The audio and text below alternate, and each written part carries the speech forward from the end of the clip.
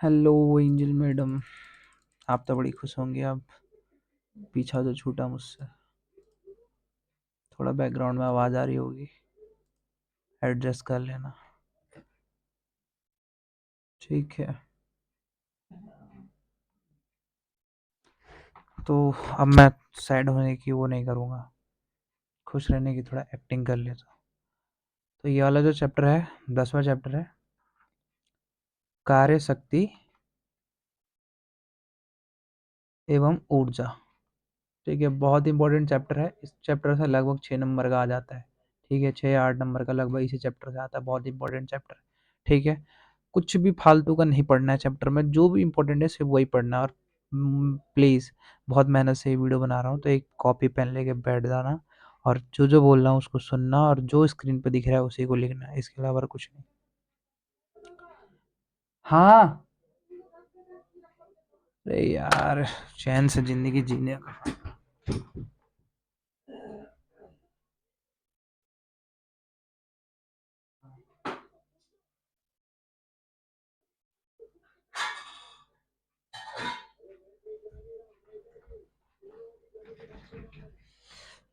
हाँ, new version updated.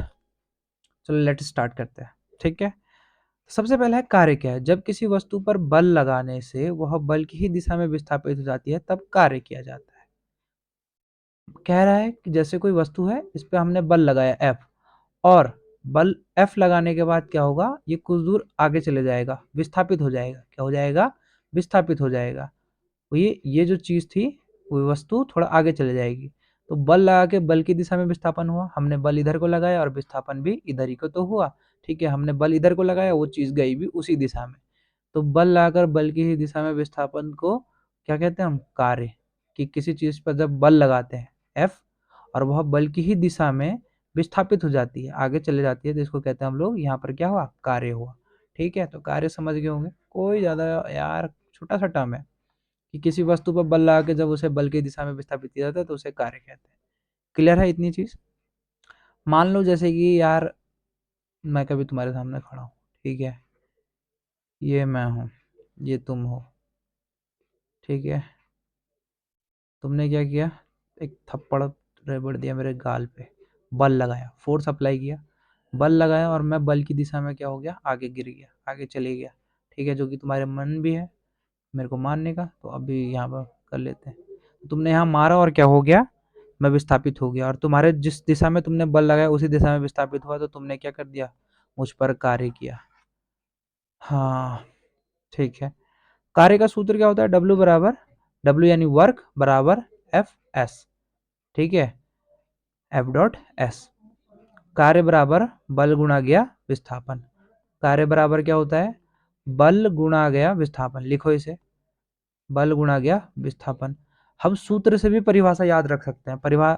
सूत्र कहीं और से नहीं आता, परिभाषा से आता है। कार्य बल लगाकर बल में ही दिशा के बल की ही दिशा में विस्थापन को कार्य कहते हैं। तो कार्य बराबर बल गुणा गया विस्थापन। ठीक है, इसको अगर गणित रूप में लिखे, डब्ल्यू बराबर एफ एस। ठीक है, डब्ल्यू बराबर एफ डॉट एस। अब देखो, जो एफ है वो एक वेक्टर है, बल किसी एक दिशा में लगती है। एस विस्थापन, विस्थापन भी किसी एक दिशा में होता है। दोनों क्या है?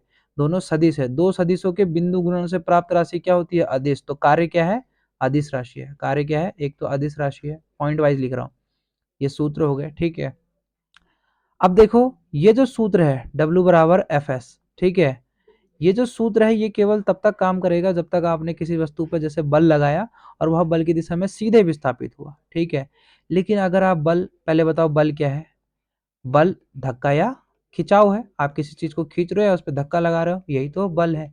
ठीक है, सपोज मैंने यहाँ पर रस्सी बांध दी और मैं ऐसे में बल लगा रहा हूँ ऊपर, जमीन से कुछ थीटा कोण बनाकर ऊपर से बल लगा रहा हूँ। बल अभी तक तो मैं बल सीधा अप्लाई कर रहा था और विस्थापन भी सीधा हो रहा था, लेकिन अब मैं बल ऊपर को लगा रहा हूँ, विस्थापन आगे की तो आएगी। जैसे सपोज एक मान लो ना, तुमने एक झूला पकड़ा हुआ है, ठीक है, उस पर रस्सी बांध दी है, तुम बल ऊपर की दिशा में लगा रहे हो, ऐसे ऊपर की ओर तुम उसको खींच रहे हो और वो घिसटते घिसटते आगे जा रही है। इतना इतना ही घिसना, ठीक है, ये नहीं कि उठा देना उसको। तो ये बल ऊपर लगाया आपने और विस्थापन ऐसे हुआ, तो ये बल और विस्थापन के बीच में एक कोण बन गया थीटा। ठीक है, तो जो बल और विस्थापन के बीच में कोण बनता है थीटा, ठीक है, उसको हम लिखते हैं कॉस थीटा।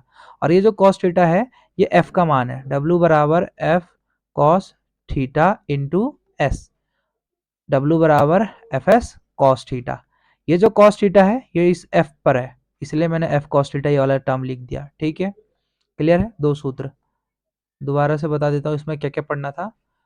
इसमें बस इतना लिखना था कि कार्य क्या है, एक नंबर का क्वेश्चन, बल लगाकर बल की दिशा में विस्थापन होने को कार्य कहते हैं। कार्य का सूत्र W बराबर एफ एस, ठीक है, W बराबर एफ डॉट एस, दो सदिशों के बिंदु गुणन से प्राप्त राशि अदिश राशि होती है, वेक्टर वाले चैप्टर पढ़ लिया। तो कार्य क्या है, अदिश राशि है। ठीक है, कार्य का फॉर्मूला क्या है, वैसे तो W बराबर एफ एस है, ठीक है, लेकिन ये तब है जब हम बल लगा रहे हैं और बल की दिशा में विस्थापन हो रहा है, ठीक है, और कोई एंगल में बल नहीं लगा रहे। लेकिन हम जब बल लगा रहे हैं किसी एंगल से, ठीक है, जमीन से कुछ उठ करके बल लगा रहे हैं, ठीक है, तब थीटा क्या लेते हैं हम लोग, यहाँ पर कॉस थीटा यूज करते हैं, W बराबर, और बल को हम पाटते हैं F cos theta dot S, W बराबर एफ एस कॉस थीटा, ये मेन सूत्र है। ठीक है, W बराबर एफ एस कॉस थीटा। ठीक है, समझ गए। थीटा क्या है, ये जो कॉस थीटा है ये बल तथा विस्थापन के बीच में बना कोण है, बल तथा विस्थापन के बीच में बना कोण। जैसे ये वस्तु है, आप ऐसे बल लगा रहे हो और चीज आगे को ऐसे जा रही है, बल की दिशा ये है, विस्थापन ये है, इन दोनों के बीच में एक कोण बन गया थीटा, यही थीटा क्या है, एफ कॉस, यही एफ एस कॉस थीटा, ये कॉस थीटा है।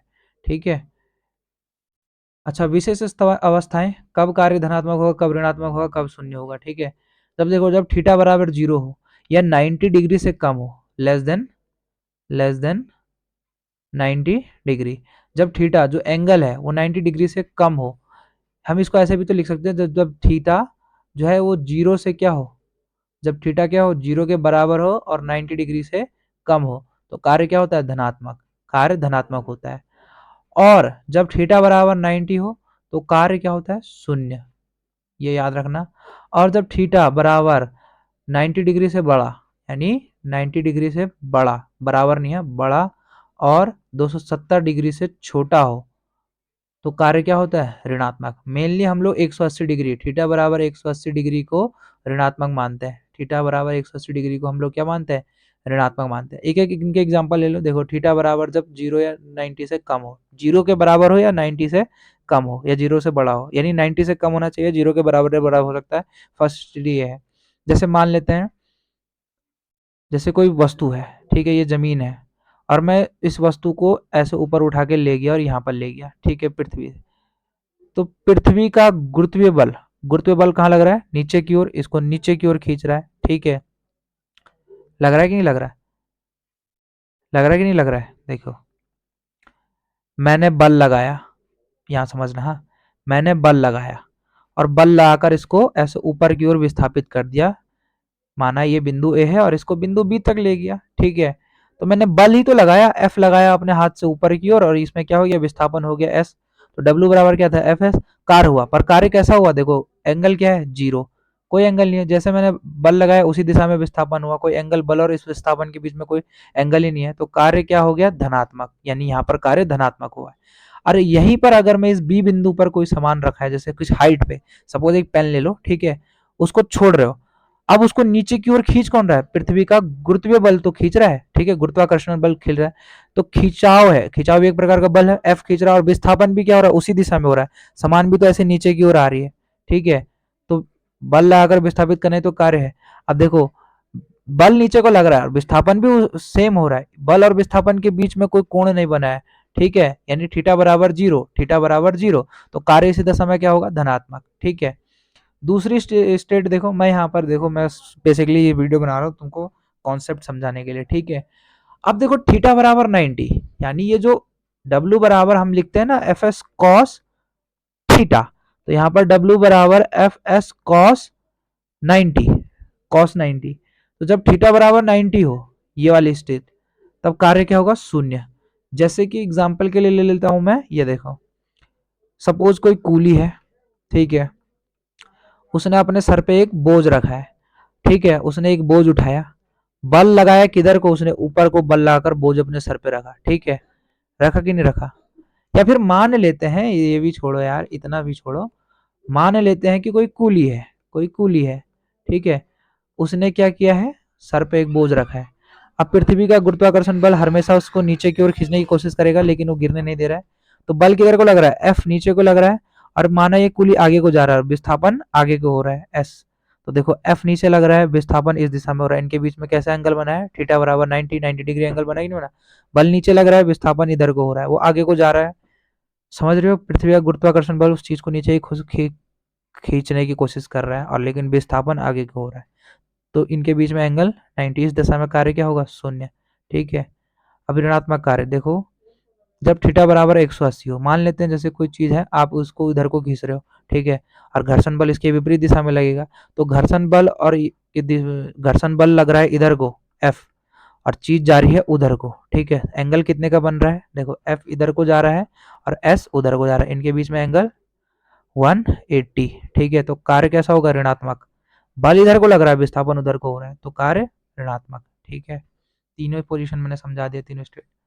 अच्छा, ऊर्जा क्या है, कार्य करने की क्षमता को ऊर्जा कहते हैं, बात खत्म। या फिर ऊर्जा हो जिसकी मदद से कोई कार्य हो। ऊर्जा की ऐसा मात्रा क्या है, जूल। ठीक है, ऊर्जा दो प्रकार की होती है, गतिज ऊर्जा। वैसे तो ऊर्जा के विभिन्न रूप है, मेनली हम लोग इस चैप्टर में दो ही लेते हैं, गतिज ऊर्जा, गति के कारण प्राप्त ऊर्जा, यानी किसी वस्तु में उसके गति के कारण प्राप्त ऊर्जा को गतिज ऊर्जा कहते हैं। एग्जाम्पल के लिए ले लेते हैं हम लोग, सपोज देखो, जैसे अभी मैं बोलूँ एक पत्थर को हल्के फेंको, ठीक है, तुम्हारे सर पे, तो उसका प्रभाव, चोट जो लगेगा वो थोड़ा कम लगेगा। लेकिन अगर मैं उसको और स्पीड वेग से फेंकूं, ठीक है, तो सर एकदम फट भी सकता है। तो ये जो ऊर्जा आई सर फाड़ने के लिए, ये इसके वेग के कारण आई। ठीक है, तो वस्तु की गति के कारण उसमें समावेशित ऊर्जा को गतिज ऊर्जा कहते हैं। ठीक है, स्थितिज ऊर्जा एक विशेष स्थिति के कारण, सपोज ये जमीन है, और जमीन से अगर मैं अपने सर के हाइट तक के बीच में ऐसे मतलब सर के ऊपर तक एक पत्थर नीचे फेंकू, ठीक है, तो एक विशेष स्थिति पे था इसलिए उसके अंदर ऊर्जा थी, और मैं गुरुत्व बल के विरुद्ध गया इसलिए उसमें ऊर्जा थी, तो नीचे को गिरा हो। ठीक है, हम मान लो अगर मैं आसमान से एक छोटा पत्थर तुम्हारे सर पे फेंक दूं, ठीक है, तो क्या हो जाएगा, तुम्हारे सर में छेद हो जाएगा। इतनी ज्यादा ऊर्जा आई कैसे, क्योंकि हम पृथ्वी के गुरुत्व बल के विरुद्ध गए, और एक विशेष स्थिति पर थी, तो विशेष स्थिति के कारण उसमें क्या गई, ऊर्जा। तो स्थिति या ऊंचाई के कारण, ऊंचाई या स्थिति के कारण प्राप्त ऊर्जा। जैसे गुलेल वाला एग्जाम्पल, गुलेल को हम लोग खींचते हैं, एक विशेष स्थिति पे ले जाते हैं, ठीक है, उसके अंदर बहुत ज्यादा ऊर्जा आती है, जैसे हम छोड़ते हैं वो गतिज ऊर्जा में परिवर्तित हो जाती है। यांत्रिक ऊर्जा क्या है, कुल ऊर्जा। यांत्रिक ऊर्जा यानी कुल ऊर्जा। के ई मतलब काइनेटिक एनर्जी, प्लस पी मतलब पोटेंशियल एनर्जी। पोटेंशियल यानी एनर्जी यानी स्थितिज ऊर्जा, के ई यानी काइनेटिक एनर्जी, और कुल ऊर्जा क्या होगा, काइनेटिक एनर्जी धन पोटेंशियल एनर्जी, गतिज ऊर्जा धन स्थितिज ऊर्जा बराबर कुल ऊर्जा। तो कुल ऊर्जा बराबर के plus you, kinetic energy plus potential energy. ठीक है, गतिज ऊर्जा की अवधारणा। ठीक है, गतिज ऊर्जा यार रुक जाओ, इसके बाद क्या था, रिफ्रेशर से देख रहा हूँ। अच्छा, गतिज ऊर्जा की अवधारणा, कार्य ऊर्जा प्रमेय। कार्य ऊर्जा प्रमेय बहुत ही इंपॉर्टेंट प्रमेय है, बहुत ध्यान से देखना। देखो, मैं माना मुना नहीं करा रहा हूँ, सीधा बता रहा हूँ मैथमेटिकल टर्म। W बराबर एफ डॉट एस, ये होता है ना, ठीक है। एफ बराबर क्या होता है, ma। बल बराबर, न्यूटन का सेकंड लॉ भी है, नियम भी है, बल बराबर द्रव्यमान गुणा गया त्वरण। ठीक है, एफ बराबर एम ए, एक सूत्र है कि नहीं है, तो इस एफ की जगह हम लोग एम ए लिख सकते हैं, तो डब्ल्यू बराबर एम ए एस, समीकरण 1। ठीक है, इतना क्लियर है। अब गति का समीकरण लगाएंगे हम, v square is equal to u square plus two a s. ठीक है, और इसको डिवाइड कर देते हैं हम लोग एम बाई टू से, इस इक्वेशन को एम बाई टू से गुणा करने पर, सॉरी गुणा करना है, इसको एम बाई टू से गुणा करने पर। ठीक है, देखो, अगर m बाई टू, इस दो से अगर मैं वी स्क्वायर को गुणा करूं तो ये हाफ हो जाएगा, और एम वी को गुणा करूं तो एम वी स्क्वायर हो जाएगा, बराबर इसके आगे भी क्या हो जाएगा, हाफ एम यू स्क्वायर, और प्लस देखो ये दो से ये दो कट गया, तो क्या आएगा, एम ये है ए एस, तो एम ए एस। ठीक है, इतना क्लियर है। अब एम ए एस बराबर, एम ए एस बराबर, देखो हाफ एम बी स्क्वायर वहीं के वहीं रहने दो, ये प्लस का हाफ एम यू स्क्वायर है, इज इक्वल टू के इधर जाएगा तो माइनस में हो जाएगा, तो half m b square minus क्या हो जाएगा, हाफ एम यू स्क्वायर। ये दिखने में वो लग रहा है बट ज्यादा कठिन है नहीं। ठीक है, अरे यार रुको, तुम्हारे लिए और सरल कर देता हूँ, तुमको ये चीज समझ में नहीं आ रहा होगा, मेरे को पक्का पता है।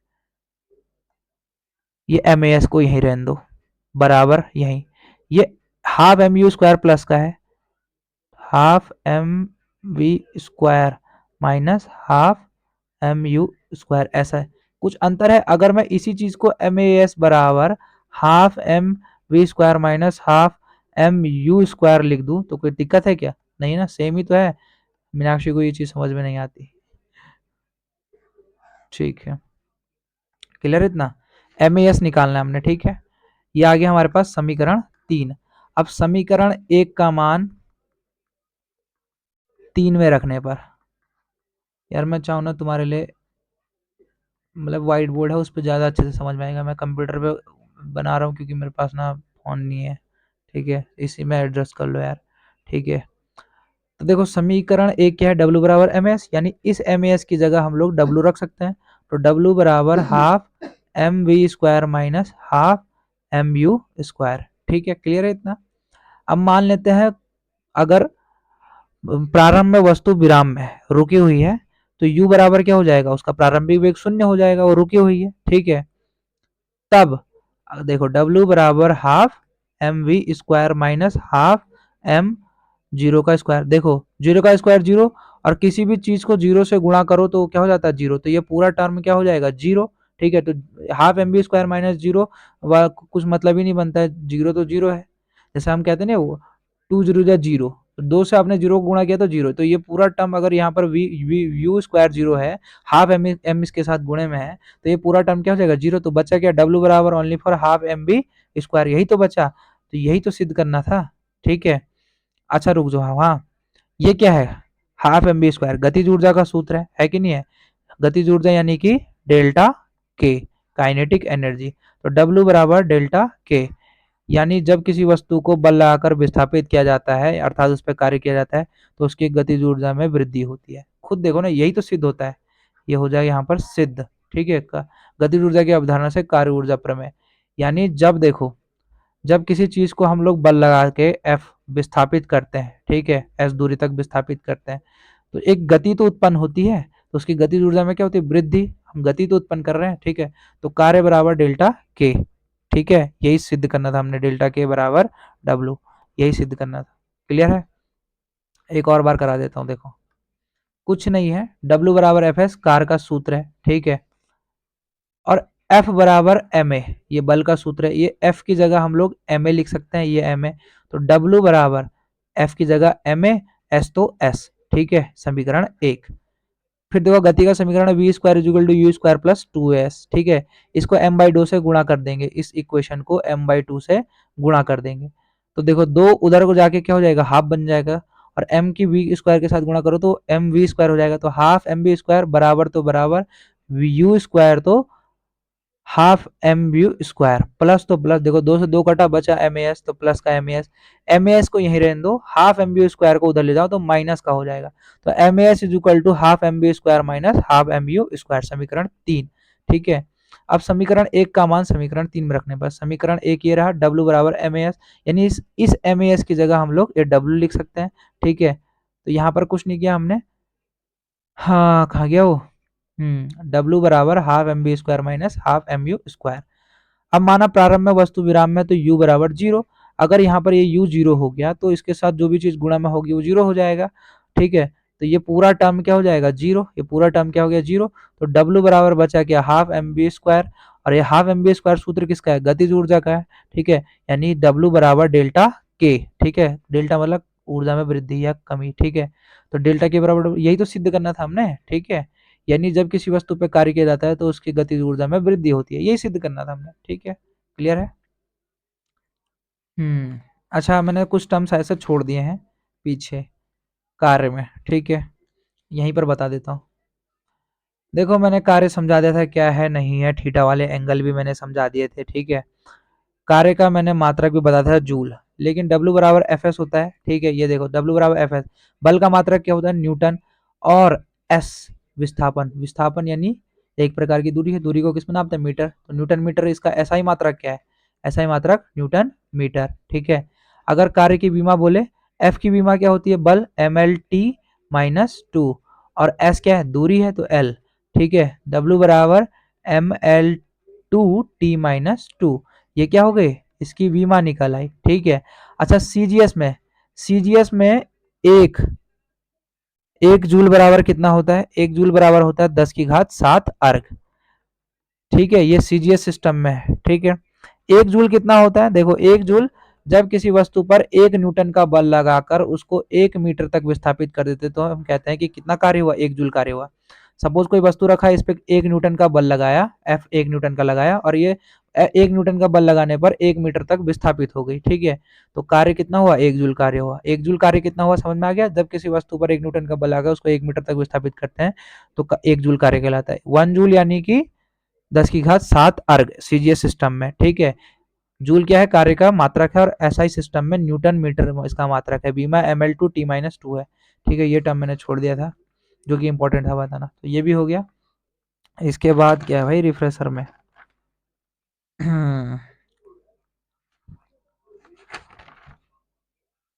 अच्छा, शक्ति, कार्य करने की दर को शक्ति कहते हैं। इसको हम लोग दिखाते हैं पी से, पी बराबर, रुको वही चेंज कर लेता हूँ, पी बराबर, क्या बोला मैंने? पी बराबर कार्य करने की दर, जहां दर आ गया ना, समझ रहे हो, वहां समय जुड़ जाता है। तो डेल्टा डब्ल्यू कार्य, कार्य यानी ये डेल्टा डब्ल्यू कार्य करने की दर बटे डेल्टा टी, ये किसका सूत्र हो गया? शक्ति का। शक्ति आएगा, शक्ति क्या है? तो कार्य करने की दर को शक्ति कहते हैं। पी बराबर डेल्टा डब्ल्यू बटे डेल्टा टी, ठीक है? अब अगर डेल्टा टी अत्यंत सूक्ष्म हो तो हम इसको अवकलन कैलकुलस के फॉर्म में लेंगे, तो पी बराबर डी डब्ल्यू बटे डी टी, ठीक है? ये किसका सूत्र है? किसका सूत्र है? कार्य, ये शक्ति का सूत्र है, ठीक है? इसको सामर्थ्य भी बोलते हैं, ठीक है?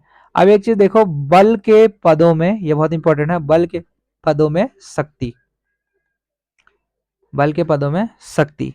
देखो किसी नियत बल F द्वारा किसी कण को की वेग v से गतिशील स्थान तात्क्षणिक सामर्थ्य, देखो कुछ नहीं समझना यार, P बराबर क्या होता है? डी डब्ल्यू बटे डी टी, ठीक है? हाँ, थोड़ा मैं अपने फॉर्म में आ जाता हूँ यार, प्लीज थोड़ा गालियां देने दो मेरे को, बिना गालियां दिए फिजिक्स नहीं पढ़ी जाती।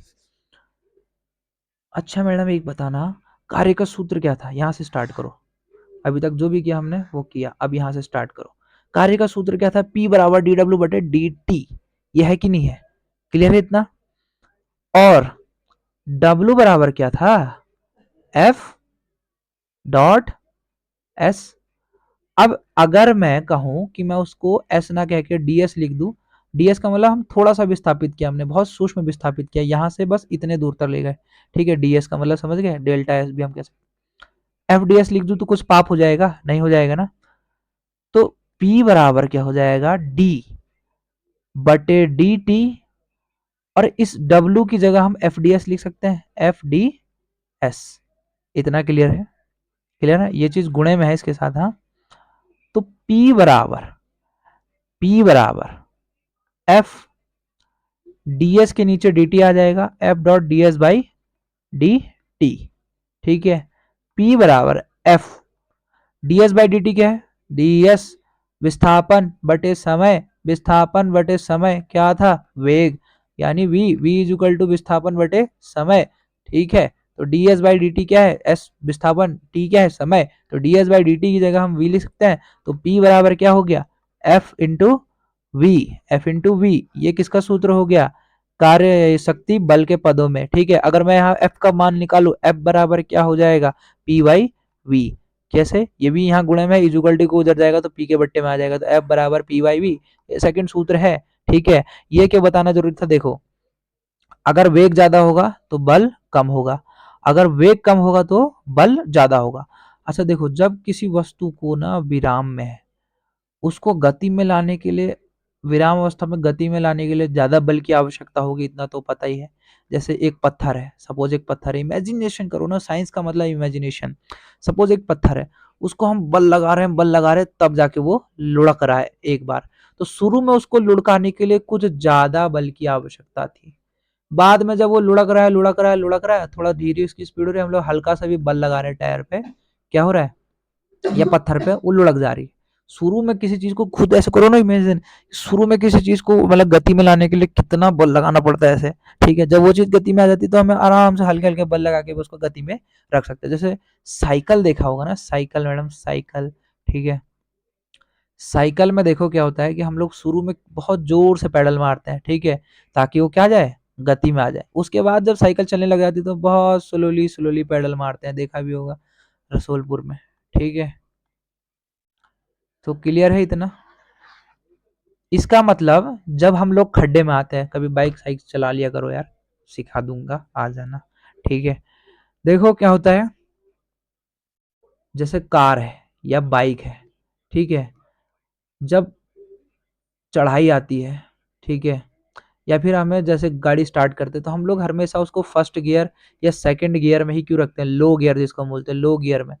क्योंकि देखो लो गियर में ना वेग कम होगा और बल ज्यादा हो जाएगा, इसीलिए, और बल ज्यादा होगा तो उसको गति में लाने के लिए आसानी होगी ना, इसीलिए प्रारंभ में वस्तु में क्या रखा जाता है, गाड़ियों में लो गियर रखा जाता है, ठीक है, रीजन पता चल गया। ठीक है, इसके अलावा और क्या है, अच्छा इसके अलावा स्थितिज ऊर्जा है एक, ठीक है, स्थितिज ऊर्जा, देखो कुछ नहीं है, एक विशेष स्थिति के कारण, मैं मुंह से बोल रहा हूँ, लिख नहीं रहा है, लिख लो, किसी वस्तु में उसके विशेष स्थिति के कारण, किसी वस्तु में उसके विशेष स्थिति के कारण समावेशित ऊर्जा को स्थितिज ऊर्जा कहते हैं। मान लेते हैं वो चीज अभी यहाँ है पृथ्वी तल पर, उस पर कोई ऊर्जा नहीं है, लेकिन अगर मैं उसको इस हाइट पे ले जाऊँ, माउंट एवरेस्ट की हाइट पे, ठीक है, तो एक विशेष स्थिति पे चले गया ना वो, एक विशेष पोजीशन पे है, तो उसके कारण उसमें एक ऊर्जा आ जाएगी, ठीक है, उसी को स्थितिज ऊर्जा कहते हैं, ठीक है, एक विशेष स्थिति के कारण, समझ गए। अरे खुद जैसे यार, जैसे ना तुम्हारी इच्छा है मेरे को मारने की, अब सपोज तुमने हाथ बहुत पास रखा है मेरे, ठीक है, और तब तुम मार रहे हो थप्पड़, तो बहुत कम लगेगा, ठीक है, अब हाथ एकदम दूर ले जाके विशेष स्थिति में तुम ले गए, तब जाके थप्पड़ आ रहे हो, कुछ ज्यादा ही जोर से लगे, ठीक है, ये भी क्लियर है। स्थिति तो ऊर्जा कुछ नहीं है यार, इससे एक डेरिवेशन आती है, ये वाली इंपॉर्टेंट डेरिवेशन है, 3 नंबर में आ सकता है, 2 नंबर में आ सकता है, चलो देखते हैं क्या है ये डेरिवेशन। ठीक है, ये ए स्थिति है, ये बी स्थिति है, ये सी स्थिति है। एक स्प्रिंग है जो दृढ़ आधार से ऐसे लटकी है, ठीक है, उस पे कोई जो है कि एक ऐसे कोई पिंड ऐसे लटका रखा है, ठीक है, ठीक है। अब देखो, इसको मान लेते हैं बिंदु ए, ए, ए, सी और बी। देखो कोई चीज ऐसे अब से रखी है, ठीक है, हमने क्या किया, उसको बल लगाकर, हमने क्या किया, उसको बल लगाया, हमने यहाँ पर बल लगाया एफ डैश, ठीक है, एफ डैश बल लगाया, और क्या हो गया, विस्थापन, वो ए पॉइंट से, देखो ए पॉइंट से वो कुछ आगे चले गई, इतने आगे चले गई, ये देख रहे हो, इतने आगे, ए पॉइंट से आगे, माना उसने एक्स दूरी तय किया, हमने बल लगाया एफ डैश इधर, और विस्थापन भी बल की दिशा में हुआ, एक्स ए से बी पॉइंट तक गया हो, ठीक है, ये बता रहा हूँ। तो यहाँ पर क्या हुआ, कार्य हुआ मैडम, बल लगाकर विस्थापन हुआ तो कार्य हुआ, ठीक है। सेम अगर इसी वाली स्थिति को समझो यार, ठीक है, यहाँ करना कुछ नहीं है। अच्छा तुम्हें इतना तो पता होगा, जब हम इधर को बल लगाएंगे तो ये इसके अंदर प्रत्यास्थता का गुण है, जिसके कारण ये हम पे प्रत्यानयन बल लगाएगा, ये स्प्रिंग भी पीछे को होगी, तभी तो हम जब स्प्रिंग को कैसे खींचते हैं और छोड़ देते हैं तो स्प्रिंग अपनी स्थिति में वापस चले जाता है, ठीक है। तो हम जब इधर को बल लगा रहे एफ, ठीक है, तो एक बल इधर को लग रहा है एफ, ठीक है। अब मान लेते हैं जो एफ है, हुक का नियम याद है, एफ प्रोपोर्शनल माइनस के एक्स, कि जो प्रत्यानयन बल है वो, हाँ, विकृति या विस्थापन के अनुक्रमानुपाती होती है, एक्स यानी देखो माइनस चिन्ह क्यों है यहाँ पर, माइनस चिन्ह क्यों है, क्योंकि ये जो विस्थापन है, बल हमने लगा रहे हैं किधर को, प्रत्यानयन बल लग रहा है इधर को, और विस्थापन हो रहा है इधर को, प्रत्यानयन बल लग रहा है, स्प्रिंग अपना बल इधर को लगा रहा है और हम लोग अपना बल लगाकर उसको विस्थापित कर रहे हैं इस दिशा में, तो जो विस्थापन है वो बल की दिशा के विपरीत है, ठीक है, ये बता रहा हूँ। तो F इजुकल टू, जैसे ये प्रोपोर्शनल हटेगा, इजुकल टू लगाऊंगा तो एक नियतांक आ जाएगा, तो माइनस के के एक्स, के क्या है, स्प्रिंग का बल नियतांक है, इतना क्लियर है। अब जो एफ डैश है, ये बराबर है एफ के, जो प्रत्यानयन बल है के बराबर है ये, ठीक है, लगाया गया हमारा बल, ठीक है, और जो कि बराबर है प्लस का के एक्स, प्लस का के एक्स क्यों हो गया, देखो एफ बराबर माइनस के एक्स था, इस एफ की जगह हमने प्लस का के एक्स लिख दिया, क्यों लिखा प्लस का के एक्स, क्योंकि हम एफ डैश बल निकाल रहे हैं, और एफ डैश बल इस दिशा में लग रहा है और विस्थापन भी तो इसी दिशा में हो रहा है, ठीक है, कोई विपरीत दिशा में तो नहीं हो रहा है, इसलिए प्लस के एक्स लिया, ठीक है, बल की दिशा में ही विस्थापन हुआ, ठीक है, इतना क्लियर है। अब माना गुटके को बी से एक अनंत सूक्ष्म दूरी dx विस्थापित करते हैं, थोड़ा सा विस्थापित करते हैं, किया जाता है, तो इस प्रक्रिया में कृत कार्य निकालेंगे हम लोग, डी डब्ल्यू बराबर क्या होता है, एफ डॉट विस्थापन क्या है, अनंत सूक्ष्म विस्थापन dx, तो ds की जगह हम लोग लेंगे dx, ठीक है। तो dw बराबर F बराबर क्या आया, kx, ठीक है। तो kx इंटू dx, ठीक है। इसका इंटीग्रेशन कर देंगे हम, ठीक है। dw का integration, integration of kx dx, तो dw बराबर k का इंटीग्रेशन नहीं है, k बाहर आ जाएगा, x का इंटीग्रेशन है, देखो x और x 2x, तो x का स्क्वायर बटे n to the power n plus one, ठीक है। तो नीचे भी बटे में 2 आएगा, ठीक है, 0 टू x, ठीक है। तो dw बराबर 2 बाहर आएगा तो हाफ हो जाएगा, हाफ k और अंदर क्या है एक्स स्क्वायर, तो एक्स स्क्वायर, तो dw बराबर हाफ k एक्स स्क्वायर, यही सिद्ध हमने करना था, ठीक है। कि बाह्य बल द्वारा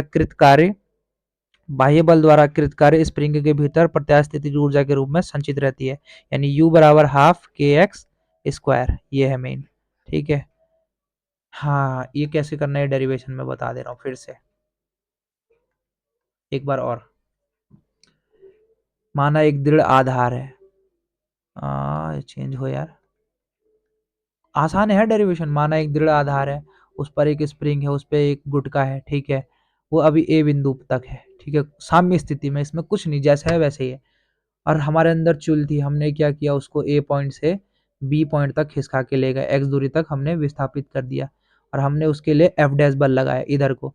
और जब हम इधर को बल लगा रहे हैं तो स्प्रिंग भी तो हमारे बल का विरोध करने के लिए एक बल अपने उधर लगाती है, जिसके कारण हम स्प्रिंग को खींचते और छोड़ देते तो वो वापस अपनी स्थिति में आ जाता है। यह है प्रत्यानयन बल।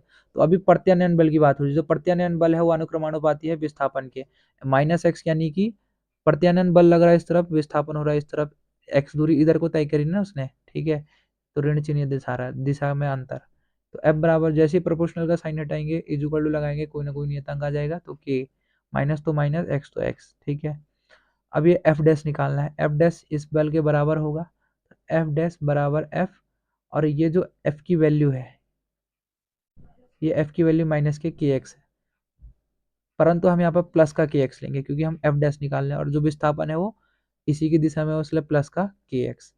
डी डब्ल्यू बराबर, अब हम लोग क्या कर रहे हैं, मान लेते हैं उसको बी बिंदु से थोड़ा और आगे ले गए हम डी एक्स तक, अब उसका करें हम लोग कार्य निकाल लें, तो डी डब्ल्यू बराबर कार्य बराबर बल गुणा के विस्थापन, डब्ल्यू बराबर एफ एस होता है, एस की जगह यहाँ पर विस्थापन एस, एस की जगह हमने विस्थापन डी एक्स किया है, इसलिए एस की जगह डी एक्स ले रहे हैं, ठीक है। तो डी डब्ल्यू बराबर ये एफ, हाँ एफ बराबर क्या आया, के एक्स, ठीक है। तो के एक्स डी एक्स तो डी एक्स, ठीक है। डी डब्ल्यू बराबर इंटीग्रेशन लगा दिया, के एक्स तो के एक्स, डी एक्स तो डी एक्स, डी डब्ल्यू बराबर देखो एक्स डी एक्स, डी किस पे, एक्स पे है, तो एक्स एक्स तो बाहर नहीं आ सकता, के बाहर आ जाएगा, इंटीग्रेशन के बाहर आ गया के, अंदर क्या बचा 2x है, तो x का स्क्वायर बटे में 2 आएगा, ठीक है, 0 to x।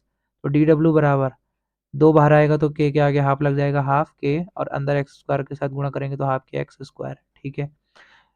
यही u बराबर हाफ के एक्स स्क्वायर, यही सिद्ध करना था, आ गया।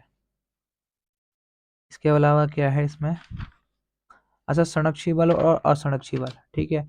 संरक्षी बल देखना पहले, ऐसा बल जिसके द्वारा किया गया कार्य पथ पर निर्भर नहीं करता बल्कि केवल प्रारंभ और अंतिम स्थिति पर निर्भर करता है, या फिर मैं कहूँ संरक्षी बल वे बल हैं जिनको पुनः प्राप्त किया जा सकता है, पुनः प्राप्त किया जा सकता है, जैसे गुरुत्वाकर्षण बल, जैसे कोई चीज गुरुत्वाकर्षण बल के कारण नीचे गिर रही है, ठीक है, दोबारा से उसको ऊपर फेंको, दोबारा गुरुत्वाकर्षण बल प्राप्त हो जाएगा, ठीक है, क्लियर है। यानी वस्तु किसी भी रास्ते में जाए कार्य समान होगा, ठीक है, ऐसा नहीं कि इस। अब असंरक्षी बल क्या है, ऐसा बल जिसके द्वारा किया गया कार्य पाथ पर निर्भर करता है, ठीक है, और इसको पुनः प्राप्त नहीं किया जा सकता, जैसे घर्षण, घर्षण क्या है, असंरक्षी बल है। जैसे अगर मैं किसी चीज को इधर को विस्थापित कर रहा हूँ, उस पर एक बार जो यहाँ पर घर्षण लग गया, वो घर्षण उसने उसकी घिस दी है, अब वो घिसा हुआ वापस नहीं आ सकता। जैसे सपोज किसी आदमी को हम बिठा के घिस रहे हैं, उसके पीछे का इस रोड पे घिस गया, वो कभी सही नहीं होने वाला, वो घिसा है तो घिसा है, दोबारा प्राप्त नहीं होना, ठीक है। संरक्षिबल स्थिति ऊर्जा की ऋणात्मक प्रवणता, अच्छा ये डेरिवेशन भी है, बहुत आसान है, ठीक है। एक सेकेंड,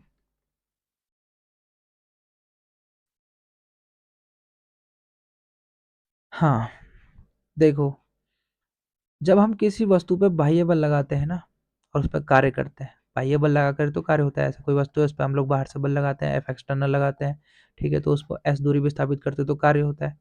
तो बाह्य बल लगाकर जब उसमें हम कार्य करते हैं, अब यार इतना नहीं मिटना था यार, बाह्य बल लगाकर जब हम उस पर कार्य करते हैं तो उसकी जो स्थितिज ऊर्जा है और गतिज ऊर्जा है उसमें वृद्धि होती है। एफ एक्सटर्नल डेल्टा एक्स, ये कार्य का सूत्र है ना, डब्ल्यू बराबर एफ एस। एफ की जगह हमने एफ एक्सटर्नल लिया, क्यों? क्योंकि बाह्य बल है, एक्सटर्नल मतलब बाहर से लगना बल। एस की जगह हमने डेल्टा एक्स लिया, यानी माना हमने किसी वस्तु पर एफ एक्सटर्नल फोर्स लगाया, बाहर से बल लगाया और उसको हमने डेल्टा एक्स तक विस्थापित कर दिया। दूरी कितनी है? डेल्टा एक्स, विस्थापन इतना किया, ठीक है, इसलिए हमने ये लिया। क्लियर है? हाँ, आप खुद सोचो ना, जब हम किसी वस्तु पे एफ लगाकर उसको विस्थापित कर रहे हैं, उसके अंदर एक गति आ जाएगी तो उसकी गतिज ऊर्जा बढ़ जाएगी। या फिर हम किसी वस्तु को ऐसे बल लगाकर ऊपर को ले जा रहे हैं, विस्थापित कर रहे हैं, तो उसके अंदर एक विशेष स्थिति पर चल जाएगा। जैसे मैं एक पेन को उठा के अभी आसमान में ले जाऊं, तो मैं क्या कर रहा हूँ? बल लगाकर उसको विस्थापित तो कर रहा हूँ, कार्य कर रहा हूँ, तो उसके अंदर एक स्थिति ऊर्जा आ जाएगी, उसकी स्थिति ऊर्जा में वृद्धि हो जाएगी। और ऊपर ले जाऊं तो और स्थिति ऊर्जा बढ़ जाएगी, ठीक है। तो कार्य करने से क्या होता है? जब किसी वस्तु पर कार्य किया जाता है तो उसकी स्थिति ऊर्जा और गतिज ऊर्जा में वृद्धि होती है। तो एफ एक्सटर्नल डेल्टा एक्स कार्य बराबर वृद्धि डेल्टा के, काइनेटिक एनर्जी में वृद्धि, गतिज ऊर्जा में वृद्धि, धन उसके यू, डेल्टा यू यानी कि उसके स्थिति ऊर्जा में वृद्धि। ठीक है, अब देखना है यहाँ पर। हाँ, मान लेते हैं कि हमने जो है कि बाह्य बल लगाकर वस्तु को ए पॉइंट से बी पॉइंट तक विस्थापित कर दिया, ठीक है। तो यहाँ पर उसकी गतिज ऊर्जा थी के ए और यहाँ पर इसकी गतिज ऊर्जा हो गई के बी। यहाँ पर इसकी स्थितिज ऊर्जा थी यू ए, यहाँ पर इसकी स्थितिज ऊर्जा गई यू बी। तो डेल्टा के बराबर क्या हो जाएगा? अंतिम माइनस प्रारंभिक, के बी माइनस के ए। और डेल्टा यू बराबर क्या हो जाएगा? अंतिम माइनस प्रारंभिक, you B minus U A. इतना भी क्लियर है? अब माना उपरोक्त कण संरक्षी बल F के प्रभाव क्षेत्र में है। अब यदि कण पर बाह्य बल जिसका प्रभाव F एक्सटर्नल अर्पित किया जाए तब वस्तु पर लगने वाला परिणामी बल, टोटल बल। अब हम एक और बल लगा रहे हैं बाहर से, ठीक है। तो F नेट, टोटल बल कौन कौन सा लग रहा है? एक जो हमने बल लगाया वो, प्लस एक जो उस पर बाह्य बल था एक्सटर्नल वो, ठीक है। तो कुल बल कितना? एक हमने वो बल लगाया, एक जो बाह्य बल था वो, ठीक है। हाँ, अब हम सूक्ष्म विस्थापन डेल्टा एक्स मानते हैं। तो F net delta x, F ये कार्य है, बराबर डेल्टा के, गतिज ऊर्जा में वृद्धि होगी। इस एफ नेट की जगह हम लोग क्या लिख सकते हैं? F plus F external, F plus F external, ठीक है, गुणा गया डेल्टा एक्स बराबर के डेल्टा के, ठीक है। इस डेल्टा एक्स की गुणा अंदर करना, F delta x plus F external delta x बराबर डेल्टा के। तो एफ एक्सटर्नल डेल्टा एक्स बराबर क्या हो जाएगा? डेल्टा के, यहाँ ये प्लस का एफ डेल्टा एक्स उधर जाके माइनस का एफ डेल्टा एक्स हो जाएगा, समीकरण 2, ठीक है। ये समीकरण 1 था, सॉरी। समीकरण 1 व 2 से देखो, समीकरण 1 व 2 से यहाँ भी एक्सटर्नल डेल्टा एक्स बराबर डेल्टा के प्लस डेल्टा यू, यहाँ भी एक्सटर्नल डेल्टा एक्स बराबर डेल्टा के माइनस एफ डेल्टा एक्स। तो हम लोग डेल्टा के प्लस डेल्टा यू बराबर डेल्टा के minus F delta x, delta के से डेल्टा के कटा तो डेल्टा यू बराबर क्या आया? माइनस के एफ डेल्टा एक्स। यही तो सिद्ध करना था कि संरक्षित स्थिति ऊर्जा की ऋणात्मक प्रवणता, जो संरक्षी बल है वो स्थिति ऊर्जा की ऋणात्मक प्रवणता के रूप में, देखो एफ पे क्या है? माइनस, ठीक है। क्लियर है? अगर मैं इसको दूसरे फॉर्म में लिखूँ, एफ निकालना है मुझे, माइनस के एफ निकालना है, तो माइनस एफ बराबर क्या हो जाएगा? डी यू की जगह डी यू बटे डेल्टा एक्स की जगह मैं डी एक्स लिख सकता हूँ, ठीक है। ये दूसरा सूत्र हो गया। क्लियर है? मेन हमने ये सिद्ध करना था, दोबारा से डेरिवेशन बता दे रहा हूँ, ध्यान से देखना आपकी बार। देखो, माना किसी वस्तु पर बाह्य बल एफ एक्सटर्नल लगा के उसको एक्स दूरी तक विस्थापित कर रहे हैं, यानी ये पूरा क्या है? कार्य। और जब किसी वस्तु पर कार्य किया जाता है तो उसकी गतिज ऊर्जा और स्थितिज ऊर्जा में वृद्धि होती है। यहाँ तो डेल्टा के यानी उसकी गतिज ऊर्जा, डेल्टा यू यानी उसकी स्थितिज ऊर्जा, इन दोनों में क्या हो रहा है? वृद्धि हो रही है, इसलिए डेल्टा डेल्टा लगा है। अब मान लेते हैं किसी को हम ए बिंदु से बी बिंदु तक विस्थापित कर रहे हैं। तो ए बिंदु पर उसकी गतिज ऊर्जा के ए, बी बिंदु पर उसकी गतिज ऊर्जा के बी, ए बिंदु पे उसकी स्थितिज ऊर्जा यू ए, बी बिंदु पे उसकी स्थितिज ऊर्जा यू बी। तो डेल्टा के क्या हो जाएगा, फाइनल माइनस अंतिम माइनस प्रारंभिक, अंतिम क्या है के बी, तो के बी माइनस प्रारंभिक क्या है तो के, डेल्टा यू बी सेम होगा, यू बी अंतिम प्रारंभिक यू है तो माइनस यू है। ठीक है, अब मान लेते हैं हम एक और बल लगा रहे हैं, ठीक है, उसको और विस्थापित करने के लिए। तो टोटल बल कितना हो जाएगा, एफ नेट यानी टोटल बल, एक वह बल जो हमने अभी लगाया, एक जो बाह्य बल पहले से लगा था एफ धन एफ एक्सटर्नल। अब मान लेते हो डेल्टा एक्स दूरी तक विस्थापित होती है, थोड़ा और आगे गया, यहाँ बी बिंदु से हम उसको डेल्टा एक्स दूरी तक और ले गए। ठीक है, तो एफ नेट डेल्टा एक्स बराबर डेल्टा के। ठीक है, जो बाह्य बल लगेगा टोटल वो उसकी गतिज ऊर्जा में वृद्धि करेगा। ठीक है, इस एफ नेट डेल्टा एक्स की जगह इसमें जो एफ नेट है इसकी जगह हम ये लिख सकते हैं, क्योंकि एफ नेट बराबर ये, तो एफ प्लस एफ एक्सटर्नल, तो एफ एक्सटर्नल डेल्टा एक्स के साथ किस में था, गुणे में था, तो गुणा में लगा दिया, बराबर डेल्टा के, तो डेल्टा के। तो अगर डेल्टा एक्स की गुणा में अंदर करूँ इनके साथ, तो एफ डेल्टा एक्स प्लस तो प्लस एफ एक्सटर्नल के साथ डेल्टा एक्स की गुणा करूँ तो एफ एक्सटर्नल डेल्टा एक्स तो डेल्टा एक्स इजुकल टू, तो इजुकल टू डेल्टा के तो डेल्टा के। ठीक है, अब यहाँ देखना, ये एफ डेल्टा एक्स प्लस का इजुकल टू के मैं इसको उधर ले जाऊं तो ये माइनस में एफ डेल्टा एक्स हो जाएगा, तो बचा क्या है एफ एक्सटर्नल डेल्टा एक्स, तो एफ एक्सटर्नल डेल्टा एक्स बराबर डेल्टा के जो यहाँ था माइनस में एफ डेल्टा एक्स, समीकरण 2। तो समीकरण 1 और समीकरण 2 से देखो यहाँ भी एफ एक्सटर्नल डेल्टा एक्स, यहाँ भी एफ एक्सटर्नल डेल्टा एक्स। ठीक है, यहाँ क्या है डेल्टा के प्लस डेल्टा यू, यहाँ क्या है डेल्टा के माइनस एफ डी एक्स। तो मैं डेल्टा के प्लस डेल्टा यू ये बराबर ये लिख सकता हूँ, क्योंकि दोनों एफ एक्सटर्नल है, तो डेल्टा के minus F D x, delta के से डेल्टा के कटा तो डेल्टा यू बराबर माइनस एफ डी टा एक्स। ठीक है, यानी स्थितिज ऊर्जा डेल्टा यू क्या है, स्थितिज ऊर्जा की ऋणात्मक प्रवणता, बल ये संरक्षी बल की ऋणात्मक प्रवणता, ये बल क्या है संरक्षी बल है, इसके ऋणात्मक प्रवणता के रूप में देखो माइनस में है। ठीक है, हाँ क्लियर है, ये वाला डेरिवेशन भी हो गया, 3 नंबर कहीं नहीं गया। ऊर्जा संरक्षण का सिद्धांत सेम है, ऊर्जा को नहीं उत्पन्न किया जा सकता नहीं नष्ट किया जा सकता है, इसका केवल एक रूप से दूसरे रूप में बदला जा सकता है। ठीक है, हो गया। जैसे कि लिए मैं एग्जांपल के लिए लूँ, जब मैं किसी चीज़ को ऐसे ऊपर ले जा रहा हूँ, सपोज पेन, ठीक है, एक हाइट पे ले गया, उसके अंदर कौन सी ऊर्जा है, स्थितिज ऊर्जा, जब मैं उस हाइट से उसको छोड़ रहा हूँ तेज वेग से नीचे गिर रहा वेग, तो ऊर्जा किस में बदल गई, गतिज ऊर्जा में। ठीक है, जब वो जमीन पर टकराई एक ध्वनि उत्पन्न हुई, ऊर्जा किस में बदल गई, ध्वनि में। वो ध्वनि कुछ देर बाद आना बंद हो गई, वो ध्वनि ऊर्जा कहाँ गई, ऊष्मा में परिवर्तित हो गई, हीट उत्पन्न हो गई। ठीक है, यानी ब्रह्मांड की कुल ऊर्जा हमेशा स्थिर रहती है, जितनी ऊर्जा इस ब्रह्मांड में पहले थी आज भी उतनी ही ऊर्जा है, यानी 700 करोड़ साल पहले जितने इंसान इस दुनिया में थे, ठीक है, उनकी जो ऊर्जा थी आज भी उतनी ही ऊर्जा है। ठीक है, भले ही पॉपुलेशन बढ़ गई। अच्छा ये क्या है भाई, लास्ट टॉपिक है शायद से, हाँ। अच्छा, यांत्रिक ऊर्जा का संरक्षण। ठीक है, यांत्रिक ऊर्जा का संरक्षण। ठीक है, यांत्रिक ऊर्जा बोले तो क्या, मैंने पीछे दिखाया था यांत्रिक ऊर्जा क्या, स्थितिज ऊर्जा धन ये रहा, यांत्रिक ऊर्जा यानी कुल ऊर्जा, स्थितिज ऊर्जा धन गतिज ऊर्जा।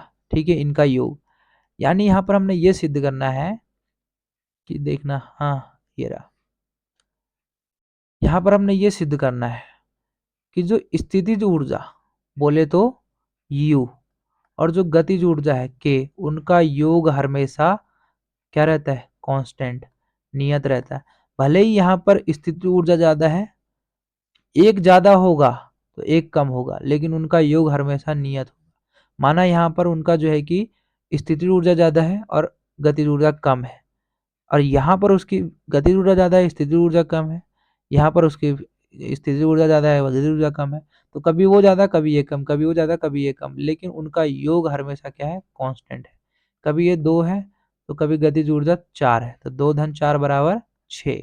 नियत है, और कभी स्थितिज ऊर्जा 4 हो जा रही है और गतिज ऊर्जा 2 हो जा रही है, तो 4 धन 2 बराबर 6, यानी किसी भी दशा में इनका योग नियत है, लेकिन कहीं पर ये कम है, कहीं पर ये ज़्यादा है, बस यही सिद्ध करना है, यांत्रिक ऊर्जा का संरक्षण। ठीक है, कि अभी तो हमने ये सिद्ध की, ये पढ़ा था ना ऊर्जा संरक्षण का सिद्धांत, कि ऊर्जा को नहीं नष्ट किया जा सकता, नहीं उत्पन्न किया जा सकता है। तो यहीं पर हमने यही बताना है कि यहाँ पर जो ऊर्जा है वो नष्ट नहीं हो रही है। ठीक है, तो conservation of mechanical energy start कर लेते हैं। ठीक है, माना m द्रव्यमान का कोई पिंड है जो पृथ्वी तल से h ऊंचाई पर है, h ऊंचाई पर है। ठीक है, यहाँ पर बिंदु ए पर है, बिंदु ए पर, पहले बिंदु ए पर काम करेंगे हम लोग। बिंदु ए पर पिंड की गतिज ऊर्जा, पिंड की गतिज ऊर्जा यानी k बराबर 0। यहाँ पर वो विराम में है ना, ए पॉइंट पे हम किस चीज को ऐसे ले जा रहे हैं, वहां से अगर उसको हम मुक्त रूप से छोड़ रहे हैं, तो जहां पर हम वो है ए बिंदु पर, वो गति में थोड़ी ना, विराम में है।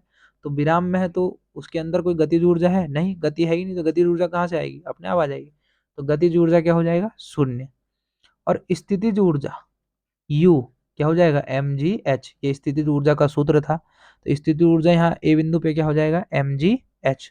टोटल एनर्जी क्या हो जाएगी, मैकेनिकल एनर्जी, टोटल एनर्जी यानी गतिज ऊर्जा धन स्थितिज ऊर्जा k प्लस यू।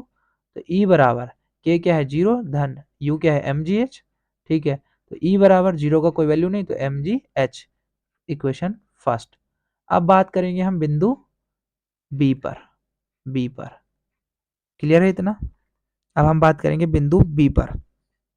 माना बिंदु A से B तक विस्थापन x, उसको हमने छोड़ देना है, हम द्रव्यमान को, पिंड को, धीरे धीरे धीरे धीरे नीचे आ रहा है, उसने x दूरी तक इतना तय कर लिया। ठीक है, इतने दूरी तक आ गया वो, B पॉइंट तक उसने x दूरी तय कर लिया। ठीक है, क्लियर है इतना, समझ गए। तो यहाँ पर उसका वेग क्या हो जाएगा, v square equal to u square plus 2gx, ये सूत्र है, याद करो, v square equal to u square plus 2gh। ठीक है, ये एक सूत्र है गति का समीकरण का। अब यहाँ पर ये बताना हमने h की जगह x क्यों लिया, क्योंकि यहाँ पर जो हाइट उसने ट्रेवल करी, x दूरी तो तय करी। ठीक है, तो h की जगह हमने x लिया। ठीक है, अच्छा, v square is equal to, यहाँ पर उसका प्रारंभिक वेग क्या होगा, u क्या होगा, शून्य। प्रारंभिक वेग यहाँ था, यहाँ कहाँ होगा, यहाँ तो उसका वेग शून्य होगा। प्रारंभिक वेग, वेग शून्य नहीं होगा, प्रारंभिक वेग शून्य होगा, तो 0 प्लस 2gx, यानी v square is equal to, 0 का वैल्यू नहीं होता, 2gx। क्लियर है। अब k बराबर क्या होता है, गतिज ऊर्जा बराबर क्या होता है, हाफ एम वी स्क्वायर। इस v स्क्वायर की जगह मैं इस v स्क्वायर का मान रख सकता हूं, तो k बराबर हाफ m 2gx। तो ये 2 से 2 कटा, तो k बराबर क्या आ गया, mgx। इतना क्लियर है, ठीक है, इतना तक तो समझ गई होंगी, कोई चिंता यहाँ पर कोई नहीं। अब u बराबर निकालना है, u बराबर क्या होता है, mgh, लेकिन ये टोटल हाइट माइनस x। ठीक है, हम लोग यहाँ पर h की जगह क्या लेंगे, h माइनस एक्स लेंगे, क्योंकि अब हाइट इतनी थोड़ी ना रही, अब वो थोड़ा कम हो गया हाइट, तो कितना x माइनस कर देंगे। क्लियर है इतना, इतना तक तो समझ में आ गया। ठीक है, जिसको बराबर हम mg की गुणा अंदर करना, mgh माइनस तो माइनस mgx। क्लियर है, तो u बराबर mgh माइनस mgx। तो E बराबर क्या होता है, k plus you, kinetic energy plus potential energy. तो E बराबर काइनेटिक एनर्जी क्या है, mgx प्लस u बराबर क्या है, ये mgh माइनस के mgx।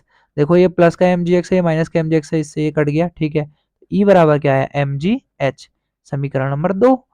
अब मान लेते हैं वो सी पोजीशन पे आ गया।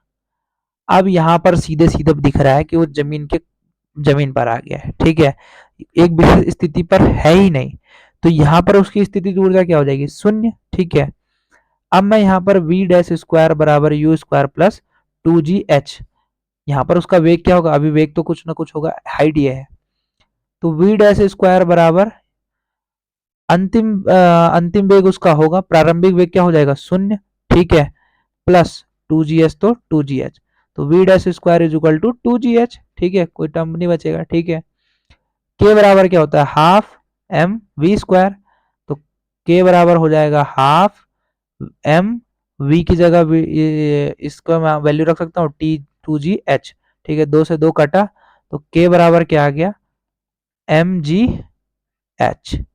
mgh क्लियर है इतना। अगर मैं E बराबर k प्लस u करूं, kinetic energy plus potential energy, तो E बराबर गतिज ऊर्जा यहाँ पर कितनी आई, mgh आई। ठीक है, प्लस स्थिति ऊर्जा क्या होगी यहाँ पर, शून्य, क्योंकि वो जमीन पे है, स्थिति ऊर्जा शून्य। तो E बराबर क्या आ गया, mgh। अब देखना, इक्वेशन 1 में mgh, इक्वेशन 2 में mgh कहा गया, इक्वेशन 3 में mgh, यानी तीनों स्थितियों में जो कुल ऊर्जा का योग है वो mgh ही है कि नहीं है। E बराबर k प्लस यू, ये कुल ऊर्जाओं का योग ही तो है E। ठीक है, वो उसका योग हमेशा mgh है, तो उनका योग क्या है, नियत है। इससे यह सिद्ध होता है कि मुक्त रूप से गिरते हुए किसी पिंड के कुल ऊर्जाओं का योग हमेशा, स्थिर ऊर्जा या फिर गतिज ऊर्जाओं का योग हमेशा नियत रहता है। भले ही किसी स्थिति पर गतिज ऊर्जा ज्यादा तो कभी स्थिति ऊर्जा ज्यादा। ठीक है, कभी देख रहे हो कभी वो शून्य हो जा रहा है, कभी वो शून्य हो जा रहा है। दोबारा से करते हैं, लास्ट डेरिवेशन है, यहीं पर चैप्टर क्लोज भी हो जाएगा। कुछ नहीं करना था। ओह माय गॉड, 11 बज गए। यांत्रिक ऊर्जा का संरक्षण करना है। माना m द्रव्यमान का कोई पिंड है जो पृथ्वी तल से h ऊंचाई पर है। ठीक है, और वो a बिंदु पर है। तो पिंड की गतिज ऊर्जा, चूंकि वो a बिंदु पर, वहां पर से हम उसको छोड़ना शुरू ही कर रहे हैं, तो वहां पर उसकी गतिज ऊर्जा क्या होगी, शून्य। अब स्थिति ऊर्जा की बात करूं, मैक्सिमम हाइट पे है कि नहीं है, पृथ्वी से एक विशेष स्थिति पर है, उसके अंदर स्थिति ऊर्जा तो बहुत ज्यादा होगी। ये शून्य हो गया तो स्थिति ऊर्जा बहुत हाई होगी। तो mgh ये स्थिति ऊर्जा का सूत्र है। टोटल ऊर्जा, हम यहाँ पर बिंदु ए पर बात कर रहे हैं। ठीक है, टोटल ऊर्जा क्या होगी, टोटल ऊर्जा E बराबर स्थिति ऊर्जा धन गतिज ऊर्जा, यही तो सूत्र होगा। टोटल ऊर्जा क्या होगी भाई, जो ऊर्जा है उनका योग, तो यहाँ पर स्थिति ऊर्जा धन गतिज ऊर्जा का योग। तो E बराबर इस, ये गतिज ऊर्जा तो शून्य हो गया, स्थिति ऊर्जा क्या है mgh। ठीक है, तो mgh, E बराबर 0 का कोई मान नहीं है, तो E बराबर डायरेक्ट डायरेक्ट mgh, समीकरण 1। बिंदु बी पर, अब मान लेते हैं वो नीचे गिर गई, बिंदु बी पर आ गई, उसने x दूरी तक तय कर लिया। ठीक है, यहाँ पर उसका वेग v है। ठीक है, तो यहाँ पर उसका वेग निकालेंगे हम लोग, v square is equal to u square plus 2gx। X लिया क्योंकि अब हाइट इतनी थोड़ी ना रह गई, h हाइट थोड़ी ना रहेगी पृथ्वी तल से, अब h ऊंचाई पर थोड़ी ना है, अब वो पृथ्वी तल से h माइनस एक्स ऊंचाई पर है, x यहाँ पर इतना तय किया उसने, h माइनस एक्स दूरी पर है इसलिए। तो अब क्या करेंगे हम लोग, v square is equal to, यहाँ पर उसका प्रारंभिक वेग कहाँ है मैडम, प्रारंभिक वेग यहाँ पर था, यहाँ पर थोड़ी ना होगा, ये प्रारंभ में यहाँ से गति शुरू करी, यहाँ पर प्रारंभिक गति थोड़ी ना, गति तो यहाँ से शुरू हुई, तो प्रारंभिक वेग शून्य, प्लस तो प्लस 2gx तो 2gx। ठीक है, v square is equal to क्या हो जाएगा 2gx, जीरो का कोई टर्म नहीं, तो यही जो बचा। के बराबर क्या होता है, हाफ एम बी स्क्वायर, गतिज ऊर्जा का सूत्र है। के बराबर 1/2 m, तो m, ये वी स्क्वायर की जगह, यहाँ पर जो वी स्क्वायर है इसकी जगह मैं ये वाला वी स्क्वायर लिख सकता हूँ, इसका वैल्यू क्या है 2gx, तो 2gx 2 से 2 कटा, m की गुणा 1 से करो तो m जी एक्स, तो k बराबर एम जी एक्स। ठीक है, अब यहाँ पर हमने निकालना है स्थितिज ऊर्जा। ठीक है, बिंदु बी पर, तो u बराबर क्या होता है एम जी एच, लेकिन h नहीं, अब उतनी हाइट थोड़ी ना रह गई, अब रह गया h माइनस एक्स दूरी रह गया, इसलिए m g h minus x, इस एम जी की गुणा एक बार h से, एक इस एम जी की गुणा एक बार x से, तो u बराबर एम जी गुणा गया h तो एम जी एच, माइनस तो माइनस, एम जी गुणा गया x तो एम जी एक्स। ठीक है, यहाँ तक क्लियर है।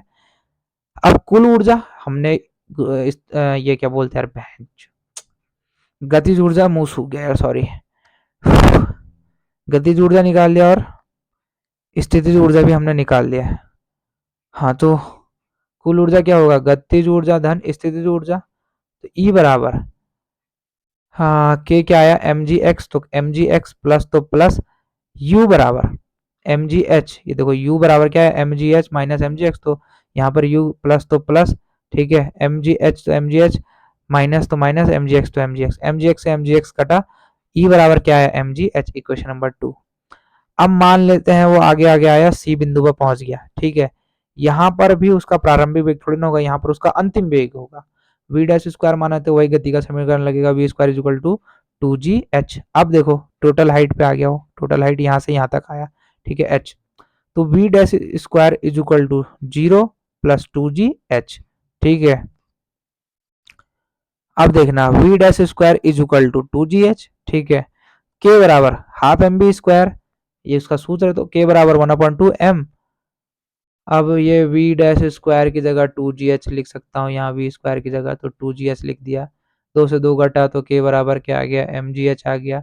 ई बराबर क्या होगा, के plus you, kinetic energy plus स्थितिज ऊर्जा। तो ई बराबर के क्या है यहाँ पर, के की वैल्यू क्या है, एम जी एच, तो एम जी एच यू यहाँ पर उसकी स्थिति ऊर्जा क्या हो जाएगी, शून्य, क्योंकि वो एक विशेष स्थिति पर नहीं है, तो जीरो। तो ई बराबर क्या आ जाएगा, एम जी एच समीकरण 3, यानी कुल ऊर्जा का योग, यानी स्थिति ऊर्जा और गतिज ऊर्जा का योग हमेशा नियत होता है। बस ये सिद्ध करना था। ठीक है, हो गया। संघत क्या है, जब दो या दो से अधिक वस्तुएं आपस में टकराती है। सपोज ये एक वस्तु, एक ये वस्तु, या मान लेते हैं तुम हो, ठीक है, और मैं हूँ, हम रास्ते में हैं, हाँ, हम दूसरे एक दूसरे से टकरा गए, ठीक है, और बहुत कम समय के लिए एक दूसरे पर बल लगाती है। बहुत कम समय तक मैंने तुम्हारा हाथ पकड़ा था, बहुत कम समय तक तुम देखते रहे, तो इस घटना को संघट कहते हैं। ठीक है, बात खत्म। यानी कॉलिजन मतलब टकराना। ठीक है, नजर मिली दुर्घटना हटी। ठीक है, ये बात समझ। हाँ, इसके अलावा मैं एक बहुत ही इंपॉर्टेंट टॉपिक पे बात करना चाहता हूँ, ये चैप्टर खत्म। इसमें मेन क्या था पहले वो बता देता हूँ।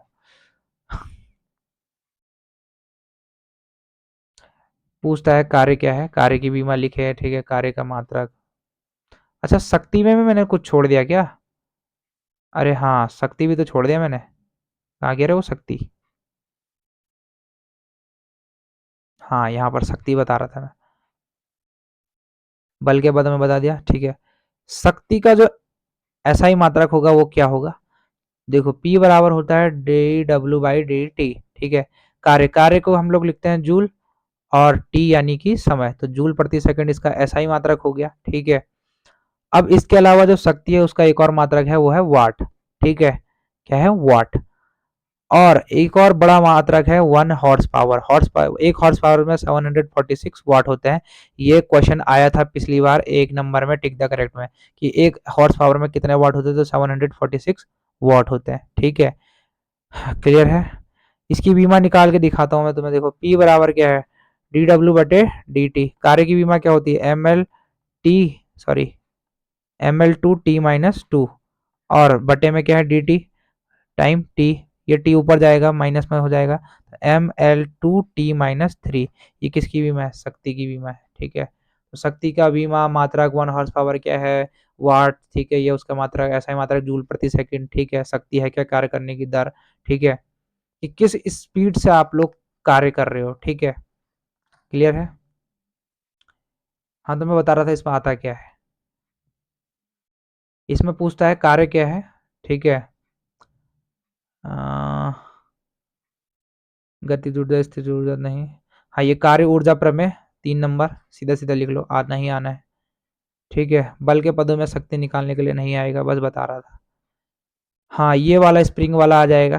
ठीक है, संरक्षी बल और असंरक्षी बल क्या है ये पूछता है। ठीक है, संरक्षी बल स्थिति तो ऊर्जा की ऋणात्मक प्रवणता के रूप में, ये 4 नंबर में डेरिवेशन आ सकती है। ठीक है, ऊर्जा संरक्षण का सिद्धांत 2 नंबर में आएगा। ठीक है, लिखिए।